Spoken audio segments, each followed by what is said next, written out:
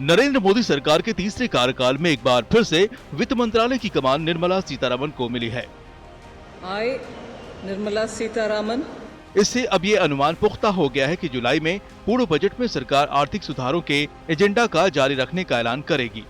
ये बजट 2047 तक भारत को विकसित राष्ट्र बनाने के लक्ष्य को हासिल करने का रोड मैप भी पेश कर सकता है।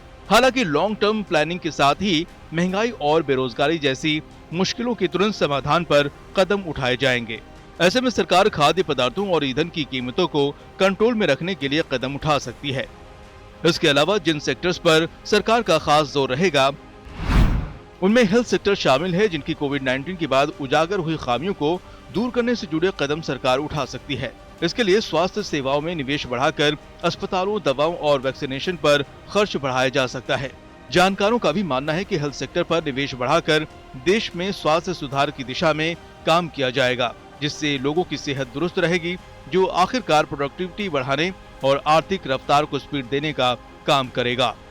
इसके अलावा जिन सेक्टर्स पर सरकार बजट के दौरान ज्यादा ध्यान दे सकती है उनमें एजुकेशन सेक्टर शामिल है, जहां पर सरकार शिक्षा के बजट को बढ़ा सकती है। डिजिटल शिक्षा को बढ़ावा देकर ग्रामीण और दूर दराज के इलाकों के बच्चों तक ऑनलाइन शिक्षा की पहुंच बना सकती है। किसानों की आय बढ़ाने के लिए कृषि क्षेत्र में सुधार किया जा सकता है। फसलों के वाजिब दाम, सिंचाई सुविधाओं में सुधार और कर्ज माफी जैसी योजनाओं से जुड़े ऐलान भी किए जा सकते हैं। इंफ्रास्ट्रक्चर विकास के तहत सड़कों, पुलों और रेल नेटवर्क के निर्माण पर ज्यादा खर्च किया जा सकता है। इससे परिवहन सुविधाएं बेहतर होंगी और रोजगार के नए मौके भी पैदा होंगे। इसके साथ ही MSME सेक्टर की लोकल स्तर की डिमांड को सुलझाने पर काम किया जा सकता है, जहां सबसे ज्यादा रोजगार पैदा होते हैं।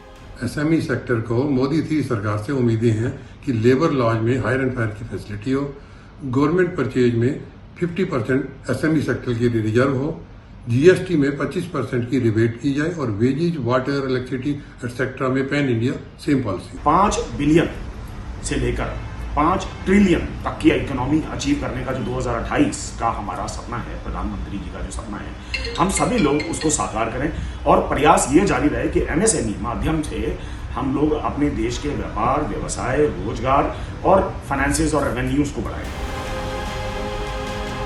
इसके अलावा सरकार लाखों लोगों को रोजगार और करोड़ों लोगों को घर देने वाले रियल एस्टेट सेक्टर को भी ध्यान में रखकर कई बड़े ऐलान कर सकती है। वीडियो पसंद आया तो हमें लाइक, कमेंट, शेयर और सब्सक्राइब जरूर करें।